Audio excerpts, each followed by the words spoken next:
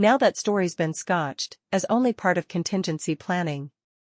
But it was a symptom of the dramatic turn of events in South Australia, and it flushed out other remarks from water academics and people like Tim Flannery, indicating that things were really much worse than had been foreshadowed, even earlier this year.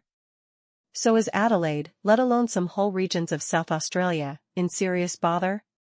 Considering that the vast amount of its drinking water comes from the beleaguered Murray, something many of us outside the state may not have quite realized, is their predicament something we have to face up to as a nation?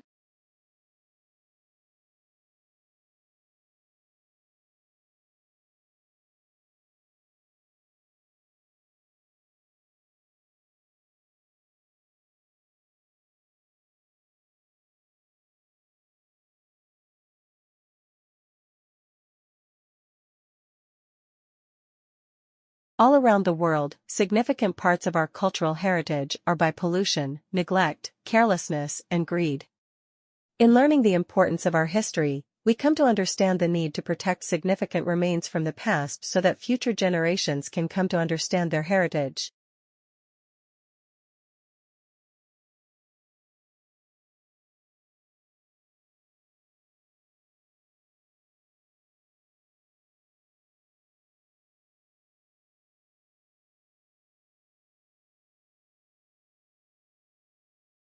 For a long time now, it's been a widely accepted and rarely questioned belief that a strong corporate culture goes hand in hand with success. However, a recent study has cast some doubt on this principle. After all, the authors of the report argue for culture. A company's build-up may be strong, but wrong. There is little point in every employee marching to the same tune if they are all marching in the wrong direction.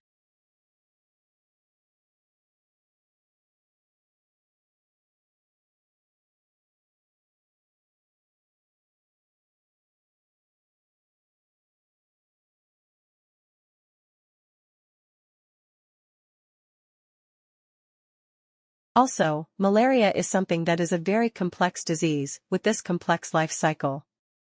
That means that if you're going to eliminate it, you have to be able to target cute parasites and humans. You have to be able to target parasites in the mosquitoes, that mosquito population. And so that requires a lot of resources. It requires really good planning and a health system across all these different levels. And so I think the political capital that you need for that, the educational infrastructure you need for that, the economic resources you need for that are quite a challenge.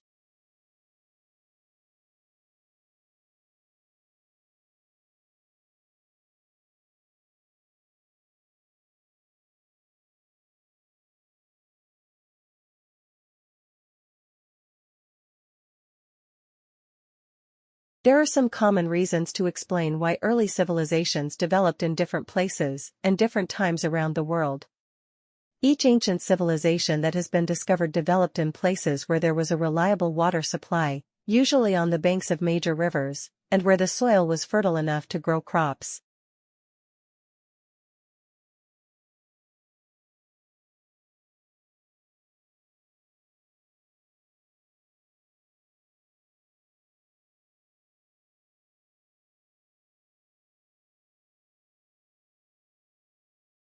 We can gain an accurate knowledge of the past only if we know the age of the different sources being investigated. Without this information, historians and archaeologists could not be sure of the order in which different areas were settled, used, and abandoned. They would not always be sure if a particular object was real or forgery.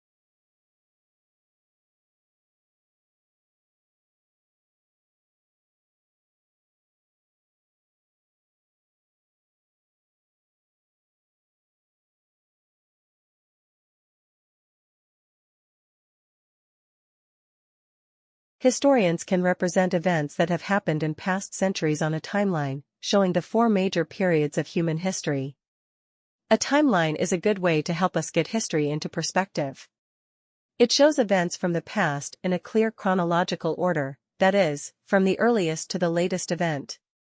Archaeologists look for clues that indicate that an area is worth digging up.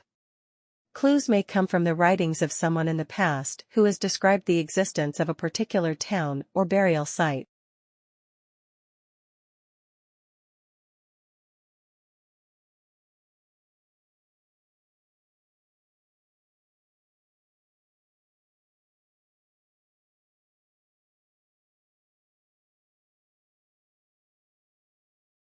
Ebola virus, the bacteria that causes plague, a pandemic strain of flu. If any of these pathogens could be turned into bioweapons by terrorists or rogue nation-states, they would threaten humanity. Most life scientists have little awareness of biosecurity issues, according to a National Academies report released today. And it says there are multiple shortcomings in the systems designed to stop potentially risky research from being published.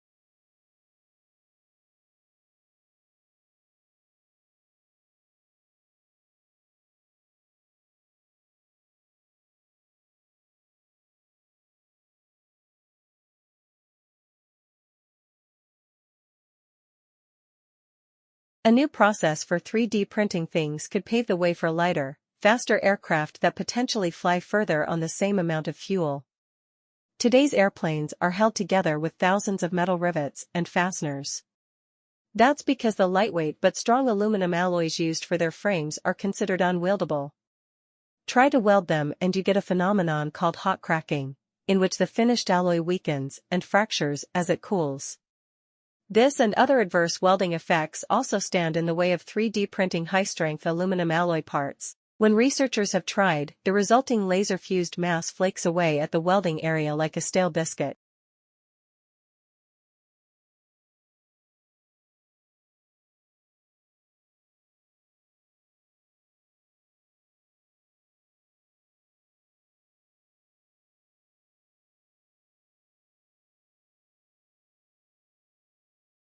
Popular ride-sharing firm Uber has had its license to operate in London revoked in a surprise move by the city's regulator. There were multiple reasons for the decision. TfL cited the company's approach to reporting criminal offences. In August, a senior officer within London's Metropolitan Police Service wrote to TfL about Uber's slowness to report a passenger's accusation that her driver had sexually assaulted her. TfL said it was also concerned about how Uber obtained medical certificates and criminal records checks for drivers. The straw that broke the camel's back may have been the company's Greyball software, an internal application that Uber may have used to block regulators' oversight of the Uber app.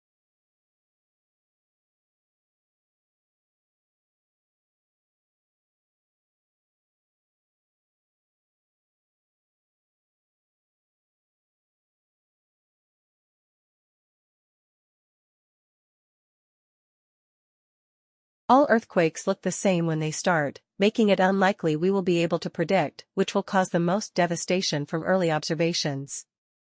Early warning systems rely on seismometers picking up tremors and sounding the alarm for nearby cities before major shaking starts. Even a few seconds warning can make a lot of difference, both for individual people and for organizations like hospitals. For example, Mexico's early warning system gave everyone a 10 to 15-second heads-up before Tuesday's magnitude 7.1 earthquake.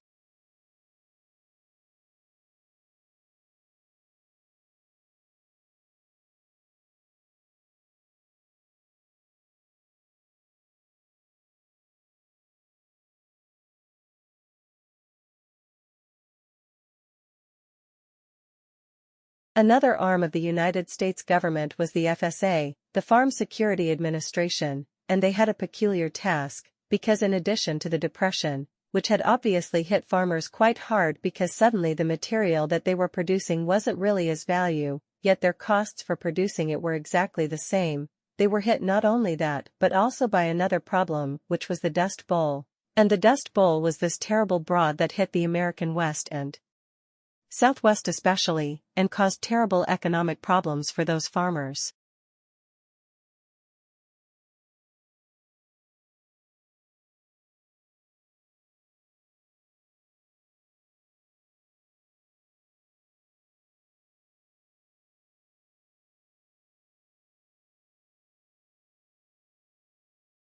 I'm going to argue that the tremendous increases in productivity that we associate with the Industrial Revolution originate not so much from changes in science or technology or new inventions, where England was far from unique, as from changes in attitudes towards morality, towards what constituted the good. Attitudes towards property, which became in England individuals long before it did on the continent. Attitudes toward the proper role of government. And together, these attitudes constitute much of what the Luddites were protesting against.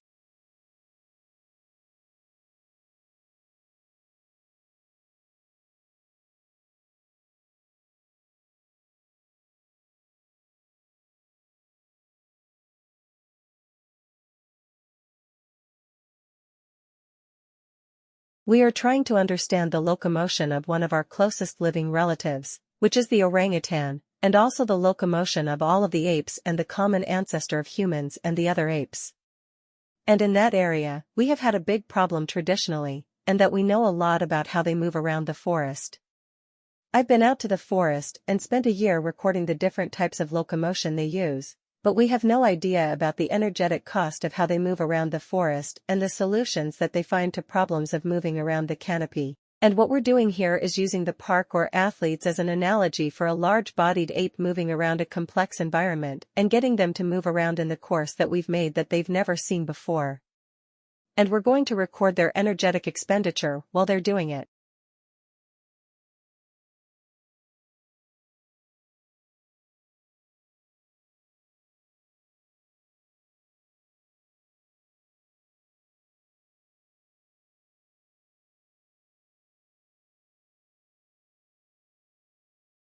Asteroid collisions can be, just ask the dinosaurs, but they also bring key ingredients for life. Super-Earths can draw them to nearby worlds. Super-Earths, planets that are up to 10 times more massive than Earth, might play billiards with planetary systems. New simulations suggest that if a super-Earth existed in our own solar system, say between Venus and the Earth, far more asteroids would collide with us. But that isn't necessarily a bad thing, if the timing is right. Understanding the effect of these massive planets on others nearby could help direct the search for life on exoplanets.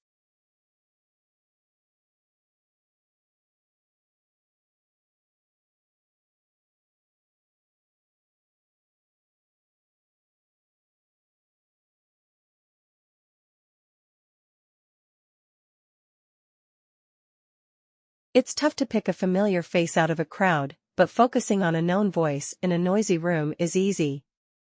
And a new study scanned volunteers' brains to look at how we solve the so-called cocktail party problem. The work is in the journal Nature. Researchers recorded the activity of the subjects' cerebral cortexes while playing them sentences spoken by different voices. First, the subjects listened to individual sentences and reported key features of each one. Then, they heard two different sentences played at the same time, but had to listen to and recall details from only one voice. Each voice drew a particular response from the auditory cortex. And even with an extra sentence playing simultaneously, researchers saw that the cortex responded specifically to the voice that the subject was focusing on.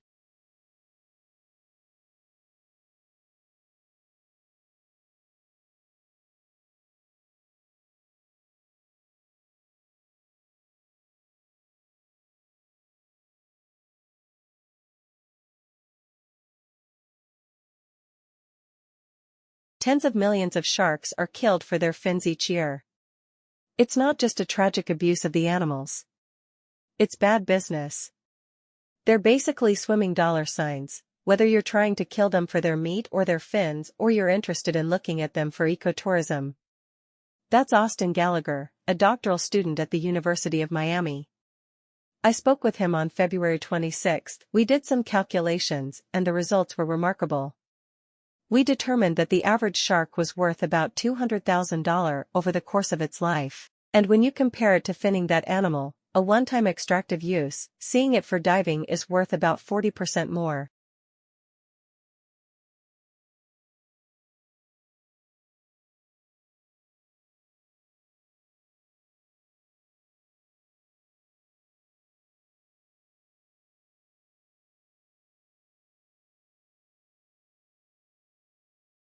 Obese people have higher risks for diabetes, heart disease, arthritis, and injuries in car accidents? Yes, in part because they're far less likely to wear a seat belt.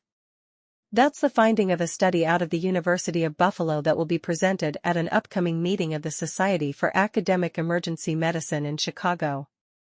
The researchers analyzed data in the National Fatality Analysis Reporting System of the National Highway Traffic Safety Administration. The study included a third of a million drivers involved in fatal crashes.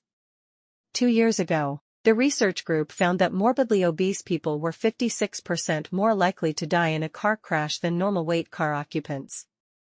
The new study revealed that drivers of normal weight are 67% more likely to wear a seatbelt than are obese drivers, which could account for at least part of the increased death risk.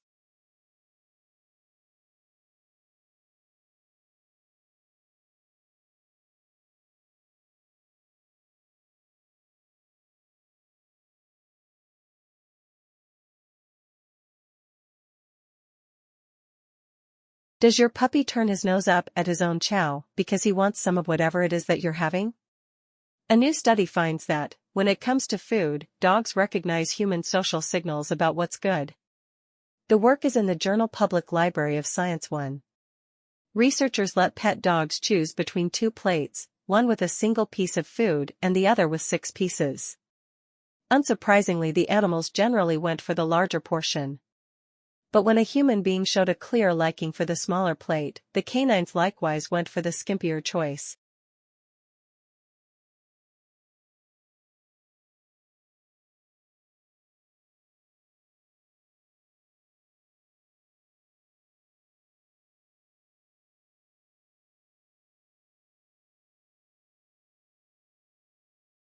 The dogs apparently recognized and responded to the human's social cues. And not all cues were equally effective. When the human approached but did not touch the smaller portion, dogs ignored the attention-drawing gesture. For a social signal to influence behavior, it had to demonstrate intention. And the most effective cues also involved communication, such as looking from the food to the dog and back while talking encouragingly. For dogs, choosing a bite may depend on another's bark.